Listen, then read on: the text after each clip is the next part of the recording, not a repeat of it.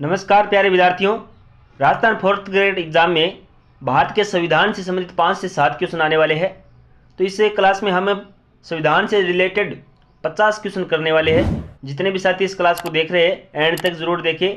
50 महत्वपूर्ण प्रश्न जो पिछले एग्जाम में बार बार पूछे जा रहे हैं, बार बार दोहराए जा रहे हैं। तो चलिए शुरू कर लेते हैं। सबसे पहला टॉपिक है कि संविधान के निर्माण और संविधान सभा से संबंधित कितने क्वेश्चन बन रहे हैं। सबसे पहला क्वेश्चन है, निम्न में से भारतीय संविधान सभा के स्थायी अध्यक्ष कौन थे। भारतीय संविधान सभा के स्थायी अध्यक्ष कौन थे। आपके सामने ऑप्शन है पटाभी सीतारमैया, डॉक्टर राजेंद्र प्रसाद, जवाहरलाल नेहरू, डॉक्टर भीमराव अंबेडकर। तो इसका सही उत्तर क्या हो जाएगा, doctor Rajendra Prasad. Option number B सही उत्तर क्या हो जाएगा, doctor Rajendra Prasad. Option number B इसका सही उत्तर हो जाएगा। साथ साथ कमेंट करते रहिए और वीडियो को लाइक और चैनल को सब्सक्राइब कर ले। नेक्स्ट क्वेश्चन की तरफ चलते साथियों कि भारतीय संविधान में कुल कितने सत्र हुए थे। भारतीय संविधान में कुल कितने सत्र हुए थे या फिर बैठक हुई थी। तो इसका सही उत्तर हो जाएगा ऑप्शन नंबर ए। कितने बैठक या सत्र हुए बुलाए गए थे, 11 सत्र हुए थे भारतीय संविधान के। नेक्स्ट क्वेश्चन की तरफ चलते हैं। भारतीय संविधान सभा की बैठकें कितने दिन चली थी, यानी जो बैठकें हुई थी वो कितने दिन चली थी। ऑप्शन नंबर बी इसका सही उत्तर हो जाएगा साथियों, 165 दिन है वो बैठकें चली थी। नेक्स्ट क्वेश्चन की तरफ चलते साथियों कि भारतीय संविधान सभा की प्रारूप समिति के अध्यक्ष कौन थे। यह आपको ध्यान में रखना है, कौन प्रारूप समिति के अध्यक्ष थे, स्थायी अध्यक्ष कौन थे, अस्थायी अध्यक्ष कौन थे। ये सभी बातें आपको ध्यान में रखनी है। इन्हीं में से क्वेश्चन आने वाला है और ज़्यादा हाई लेवल का क्वेश्चन नहीं आने वाला साथियों। एक फोर्थ ग्रेड एग्जाम है, 10वीं लेवल का एग्जाम है, तो इसी प्रकार के सरल सीधे क्वेश्चन आने वाले हैं। ज़्यादा से ज़्यादा इन क्वेश्चनों का अध्ययन कीजिए, MCQ निकालिए। 4 नंबर क्वेश्चन का सही उत्तर क्या हो सकता है, प्रारूप समिति के अध्यक्ष doctor Bhimrao Ambedkar. Option number A इसका सही उत्तर हो जाएगा। नेक्स्ट क्वेश्चन की तरफ चलते हैं कि निम्न में से भारतीय संविधान सभा का उद्देश्य प्रस्ताव किसने पढ़ा था। भारतीय संविधान सभा का जो उद्देश्य प्रस्ताव है वो किसने पढ़ा था। ऑप्शन नंबर बी इसका सही उत्तर हो जाएगा। उद्देश्य प्रस्ताव का जब नाम आए तो आपको एक ही नाम ध्यान में रखना है, वो है जवाहरलाल नेहरू। जवाहरलाल नेहरू। क्वेश्चन नंबर 6 की तरफ चलते हैं कि भारत के संविधान पर हस्ताक्षर हुए। भारत के संविधान पर हस्ताक्षर कब हुए थे। क्वेश्चन नंबर 6 का सही उत्तर क्या हो सकता है कि संविधान सभा की जो अंतिम बैठक है वो 24 जनवरी 1950 को हुई थी। संविधान सभा की अंतिम बैठक 24 जनवरी 1950 को हुई थी और उसी दिन जो जितने भी नेतागण हैं या फिर जो संविधान निर्माता है उन्होंने 24 जनवरी 1950 को एक संविधान पर हस्ताक्षर कर दिए थे। नेक्स्ट क्वेश्चन की तरफ चलते साथियों। अगला क्वेश्चन है कि संविधान की बैठक में कुल कितनी महिलाएं सदस्यों ने भाग लिया। संविधान की बैठक में कुल कितनी महिला सदस्यों ने भाग लिया। तो उन सदस्यों की संख्या है 10, यानी 10 महिलाओं ने भाग लिया था। जैसे सरोजिनी नायडू, इस प्रकार से 10 महिलाओं ने भाग लिया था संविधान के बैठक में। नेक्स्ट क्वेश्चन की तरफ चलते हैं साथियों। अगला क्वेश्चन है कि 15 अगस्त 1947 को भारत पाक विभाजन के पश्चात भारत में देशी रियासतों की सीटों की संख्या कितनी रह गई थी। यानी भारत और पाक विभाजन के बाद में सीटों की संख्या, देशी रियासतों की सीटों की संख्या कितनी रह गई थी। 8 नंबर क्वेश्चन का सही उत्तर हो जाएगा 70 सीट। ऑप्शन नंबर ए 70 सीटें रह गई थी। अगला क्वेश्चन है कि संविधान सभा में अल्पसंख्यकों की उप समिति के अध्यक्ष कौन थे। संविधान सभा में अल्पसंख्यक की जो उप समिति बनाई गई थी उसके अध्यक्ष कौन थे। क्वेश्चन नंबर 9 का सही उत्तर क्या हो सकता है, H.C. Mukherjee. H.C. Mukherjee. H.C. Mukherjee. Option number A इसका सही उत्तर हो जाएगा। नेक्स्ट क्वेश्चन की तरफ चलते साथियों। बड़ा ही शानदार क्वेश्चन कि संविधान सभा ने भारत के राष्ट्रीय ध्वज यानी तिरंगा को कब अपनाया गया था? उसको अपनाया कब गया था? तो एक जो डेट है वो, ये जो क्वेश्चन है अभी जो करा रहे हैं वो काफ़ी बार एग्जाम में आया हुआ क्वेश्चन है। अगर इसके प्रीवियस से अगर एग्जाम लिखने बैठे, बहुत से ऐसे एग्जाम हैं जो एक क्वेश्चन बार बार पूछा जा रहा है। तो राष्ट्रीय ध्वज को कब अपनाया गया था? क्वेश्चन नंबर 10 का सही उत्तर हो जाएगा 22 जुलाई 1947 को। 22 जुलाई 1947 को राष्ट्रीय ध्वज अपनाया गया था। भारतीय संविधान का प्रतीक चिन्ह क्या है? भारतीय संविधान का प्रतीक चिन्ह क्या है? 11 नंबर क्वेश्चन का ऑप्शन आपके सामने दे रखे हैं, हाथी, घोड़ा, बाघ, गाय। हाथी, घोड़ा, बाघ, गाय, आपका उत्तर क्या है? उसके बाद मैं बताता हूं कि इसका सही उत्तर क्या है। ऑप्शन नंबर ए इसका सही उत्तर हो जाएगा कि हाथी है वो भारतीय संविधान का प्रतीक चिन्ह था। नेक्स्ट क्वेश्चन की तरफ चलते हैं। डॉक्टर भीमराव अंबेडकर प्रारूप समिति के अध्यक्ष कब बने थे? डॉक्टर भीमराव अंबेडकर जो प्रारूप समिति के अध्यक्ष बनाए गए थे वो कब बने थे? 12 नंबर क्वेश्चन का सही उत्तर क्या हो सकता है? वो हो सकता है 30 अगस्त 1947 को भीमराव अंबेडकर जो प्रारूप समिति के अध्यक्ष बने थे। ऑप्शन नंबर डी इसका करेक्ट आंसर हो जाएगा। नेक्स्ट क्वेश्चन की तरफ चलते साथियों। अगला जो क्वेश्चन है कि भारतीय संविधान का चित्रकारी का कार्य निम्न में से किसके द्वारा किया गया? चित्रकारी का कार्य किसके द्वारा किया गया? ऑप्शन है नंदलाल घोष, राम मनोहर, प्रेम बिहारी, घनश्याम सिंह गुप्ता। 13 नंबर क्वेश्चन का option number A Nandlal Ghosh द्वारा संविधान का चित्रकारी का कार्य किया गया था। Option number A. इस वीडियो को पूरा देखिए, आपका संविधान से रिलेटेड एक भी क्वेश्चन गलत नहीं होने वाला है साथियों। संविधान में देशी रियासतों से एकमात्र महिला प्रतिनिधि एनी मस्किनी किस रियासत का प्रतिनिधित्व कर रही थी? जो एनी मस्किनी है वो किस रियासत का प्रतिनिधित्व कर रही थी या लीडर थी? 14 नंबर क्वेश्चन का सही उत्तर हो जाएगा त्रावणकोर एवं कोची संघ। त्रावणकोर एवं कोची संघ का प्रतिनिधित्व कर रही थी कौन? एनी मस्किनी।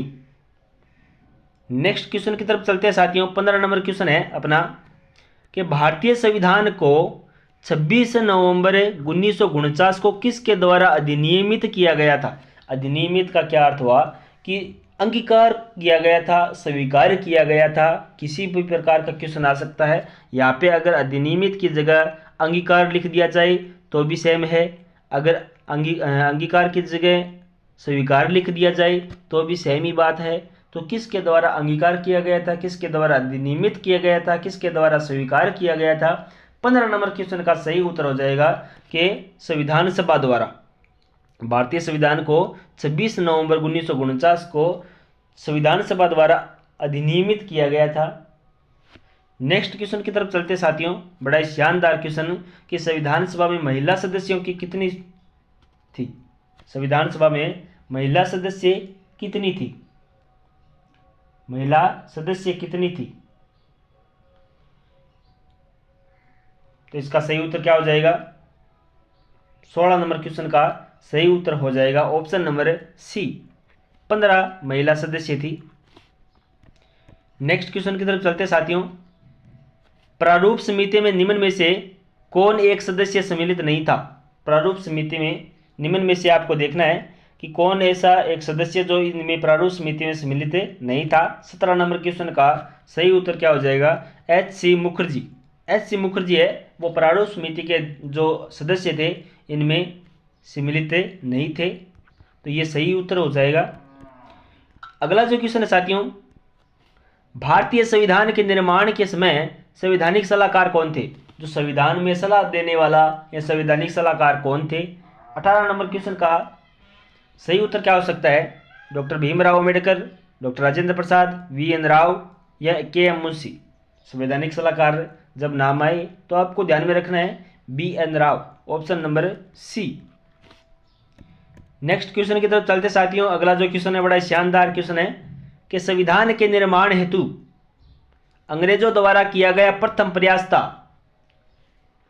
एक बात आपको ध्यान में रखनी है, जब भी आप तैयारी करो, जब भी आप पढ़ो, तो अगर 53,000 पोस्ट में भी अगर आपका नहीं होता है तो बड़े ही अलग बात है।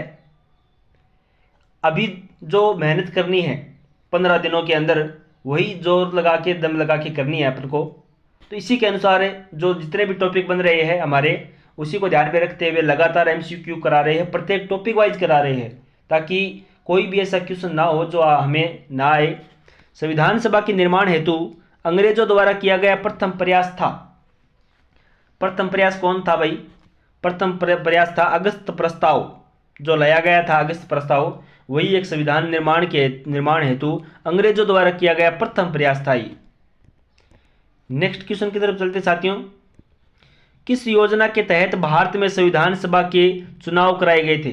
किस योजना के तहत भारत में संविधान सभा के जो चुनाव है वो करवाए गए थे? 20 नंबर क्वेश्चन का सही उत्तर क्या हो सकता है? 20 नंबर क्वेश्चन का सही उत्तर हो सकता है कैबिनेट मिशन योजना, option number B. Cabinet Mission योजना के तहत है भारत में संविधान सभा के चुनाव करवाए गए थे, ऑप्शन नंबर बी इसका सही उत्तर हो जाएगा। अगला जो टॉपिक है साथियों संविधान से रिलेटेड है, यानी संविधान की विशेषता, संविधान के स्रोत, इनसे संबंधित किस प्रकार के क्वेश्चन है वो एग्जाम में पूछे जा रहे हैं, तो इसका भी अध्ययन कर लेते हैं। हमारा एक भी क्वेश्चन संविधान से रिलेटेड गलत नहीं होना चाहिए ये जो हमारे क्लास देखने के बाद। तो इसका संविधान की विशेषता और संविधान के स्रोत से संबंधित क्वेश्चन कर लेते हैं। पहला जो क्वेश्चन है इसका वह है भारत एक गणतंत्र है, इसका अर्थ क्या है? यानी भारत एक गणतंत्र है ये तो हमें पता है, लेकिन इसका अर्थ क्या है? सही मायने में इसका अर्थ क्या है? इसका अर्थ ये हो जाता है कि भारत राजतंत्र नहीं है। गणतंत्र है इसका मतलब ये हो गया भारत राजतंत्र नहीं है। राजतंत्र का अर्थ ये हो गया कि भारत में वंशानुगत है वो शासन नहीं लगता है, वंशानुगत शासन नहीं लगता है। ऑप्शन नंबर सी इसका सही उत्तर हो जाएगा कि भारत में वंशानुगत शासन है वो नहीं लगता है, option number C. Next question की तरफ चलते साथियों। एक कल्याणकारी राज्य का क्षेत्र उद्देश्य है, कल्याणकारी राज्य का उद्देश्य क्या होना चाहिए? यानी इसमें अधिकतम संख्या का अधिकतम कल्याण सुनिश्चित करना, सभी नागरिकों को स्वास्थ्य सुविधा उपलब्ध कराना, कमजोर वर्गों के कल्याण का प्रबंधन करना, या उपरोक्त में से कोई नहीं।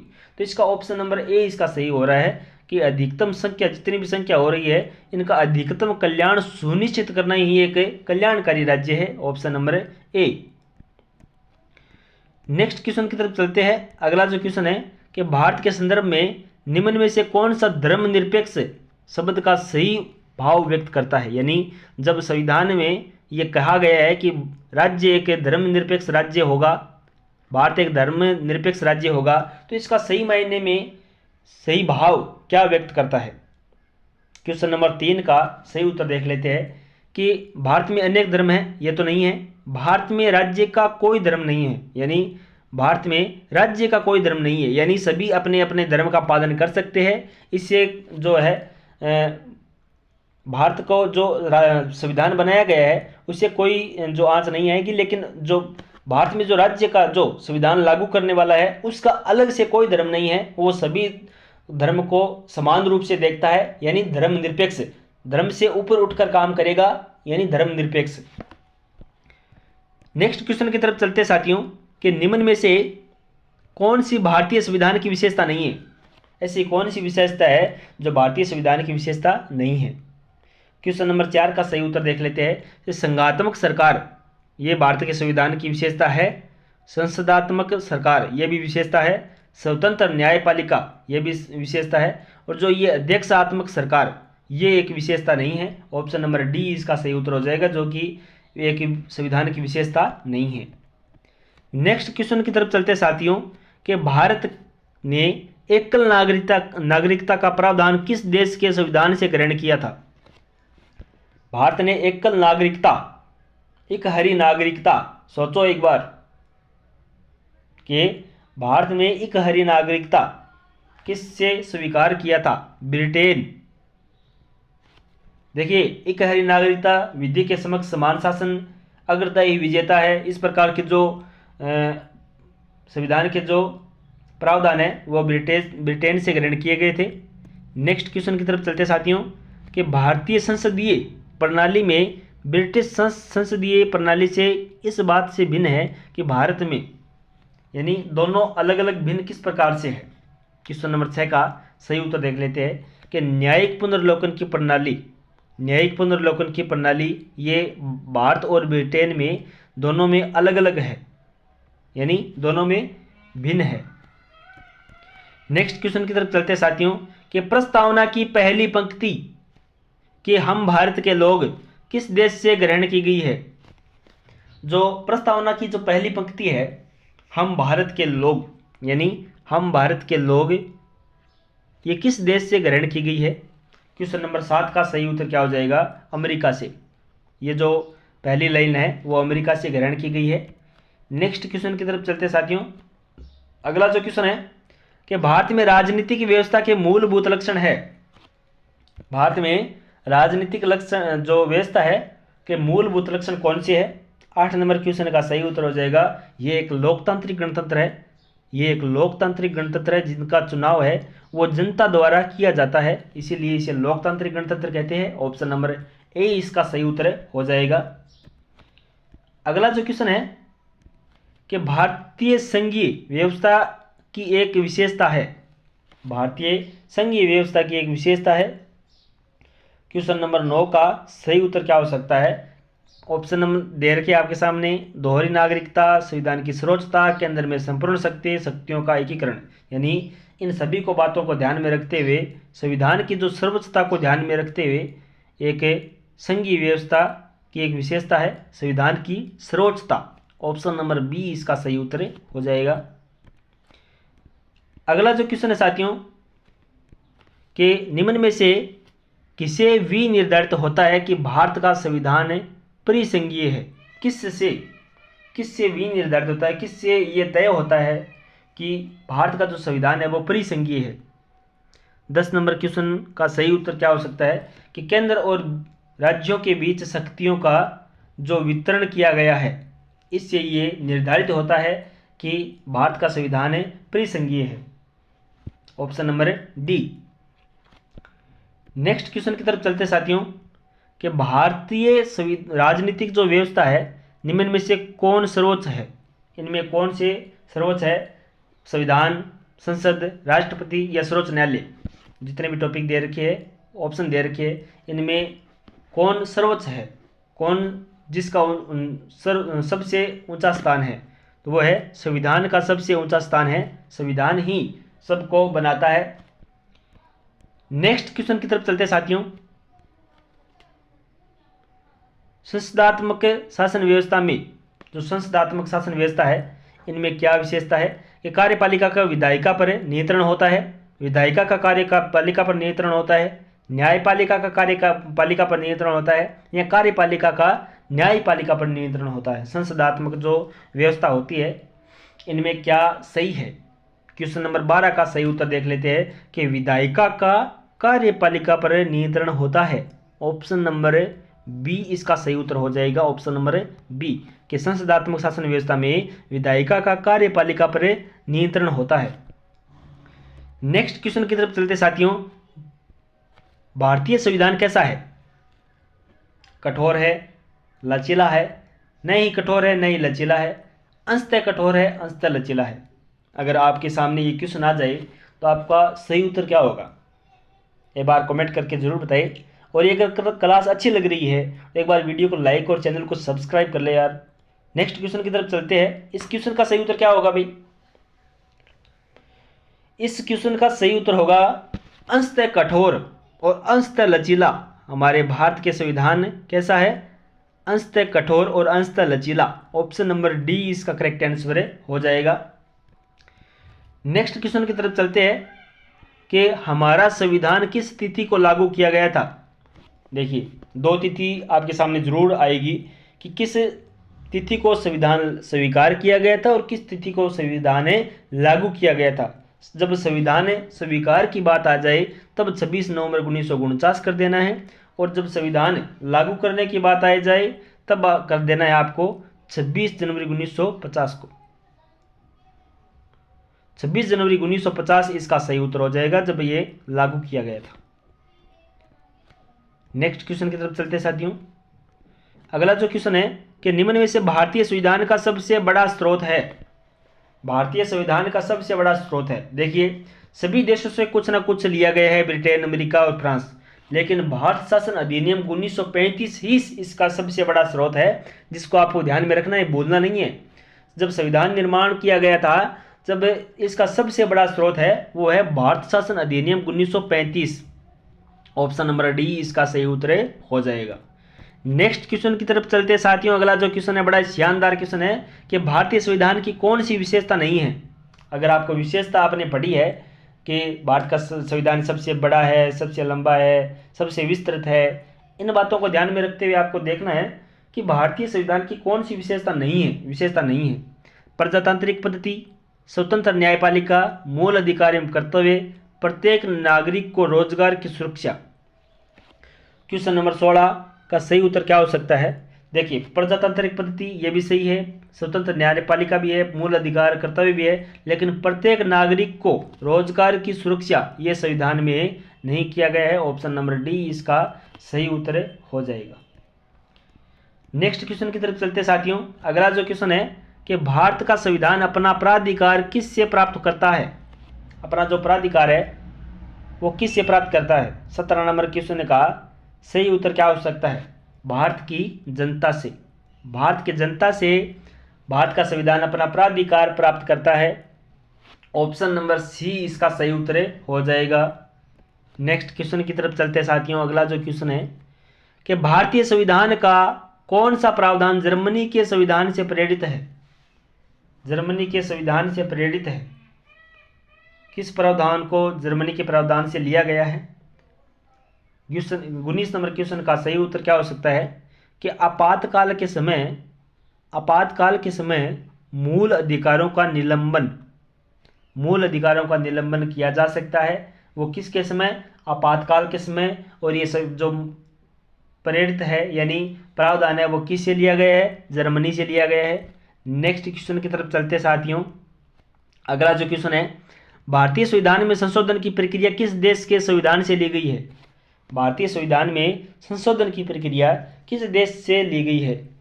संशोधन की प्रक्रिया दक्षिणी अफ्रीका।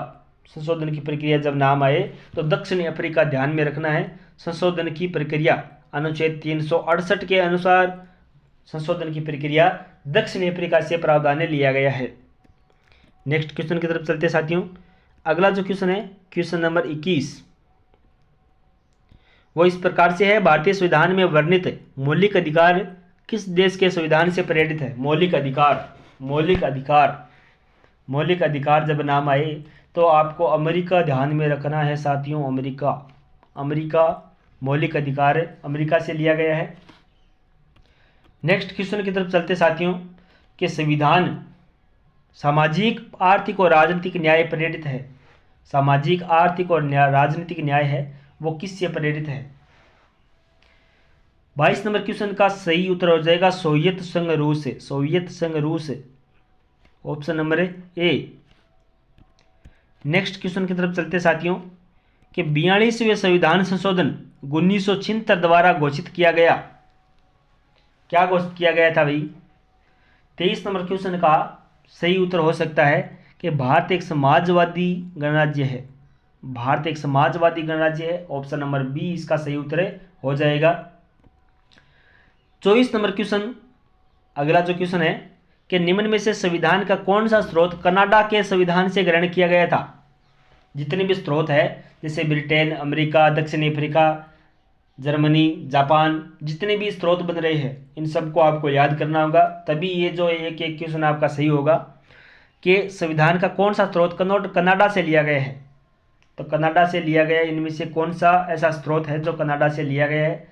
क्वेश्चन नंबर 24 का सही उत्तर हो सकता है कि अवशिष्ट शक्तियों का केंद्र में निहित होना, ये जो स्रोत है वो कनाडा से लिया गया है। नेक्स्ट क्वेश्चन की तरफ चलते साथियों कि निम्न में से भारतीय संविधान का कौन सा स्रोत आयरलैंड से ग्रहण नहीं किया गया है? 25 नंबर क्वेश्चन का सही उत्तर क्या हो सकता है कि राज्य के नीति निर्देशक तत्व ये आयरलैंड से लिया गया है। राज्यसभा में सदस्यों का मनोनयन यह भी आयरलैंड से लिया गया है। और राज्यपाल की नियुक्ति ये आयरलैंड से नहीं लिया गया है। ऑप्शन नंबर सी इसका सही उत्तर हो जाएगा। राष्ट्रपति की निर्वाचन पद्धति ये भी आयरलैंड से लिया गया है। ऑप्शन नंबर सी जो आयरलैंड से नहीं लिया गया है राज्यपाल की नियुक्ति प्रक्रिया। अगला जो टॉपिक है संविधान के भाग अनुसूचियां प्रस्तावना से संबंधित कुछ महत्वपूर्ण प्रश्नों को करने वाले हैं। जितने भी साथी जुड़े हैं एक बार वीडियो को लाइक और चैनल को सब्सक्राइब करके हमें जरूर मोटिवेट करें थोड़ा सा। नेक्स्ट क्वेश्चन की तरफ चलते साथियों। इसका जो क्वेश्चन है वह इस प्रकार से है कि भारतीय संविधान के पहले भाग का संबंध है। तो इसका सही उत्तर हो जाएगा ऑप्शन नंबर बी, संघ और उसका राज्य क्षेत्र। ये भारत के संविधान से पहले भाग से संबंधित है। अगला जो क्वेश्चन है कि भारतीय संविधान के किस भाग में मौलिक कर्तव्यों का उल्लेख है। मौलिक कर्तव्य भाग 4 क में मौलिक कर्तव्यों का उल्लेख किया गया है। नेक्स्ट क्वेश्चन की तरफ चलते साथियों। सीटों के आवंटन से भारतीय संविधान की किस अनुसूची का संबंध राज्यसभा में किया गया है। किस अनुसूची राज्यसभा का जो किया गया है। क्वेश्चन नंबर 3 का सही उत्तर हो जाएगा ऑप्शन नंबर ए, जिसमें राज्यसभा की सीटों का बंटवारे से संबंधित जो है बातें कही गई है। ऑप्शन नंबर ए इसका सही उत्तर हो जाएगा। नेक्स्ट क्वेश्चन की तरफ चलते साथियों। अगला जो क्वेश्चन है 42वें संविधान संशोधन 1976 द्वारा संविधान की प्रस्तावना में कौन सा शब्द जोड़ा गया है। 42वें संविधान संशोधन 1976 द्वारा संविधान की प्रस्तावना में कौन सा शब्द जोड़ा गया है। 4 नंबर क्वेश्चन देखिए, यहाँ पे पंथ निरपेक्ष भी जोड़ा गया है, अखंडता भी जोड़ा गया है, समाजवादी भी जोड़ा गया है। तो इसका सही उत्तर हो जाएगा उपरोक्त सभी ऑप्शन नंबर डी इसका सही उत्तर हो जाएगा। अगला क्वेश्चन देख लेते हैं कि निम्न में से किस पदाधिकारी के वेतन भत्तों पेंशन का उल्लेख संविधान की दूसरी अनुसूची में नहीं किया गया है।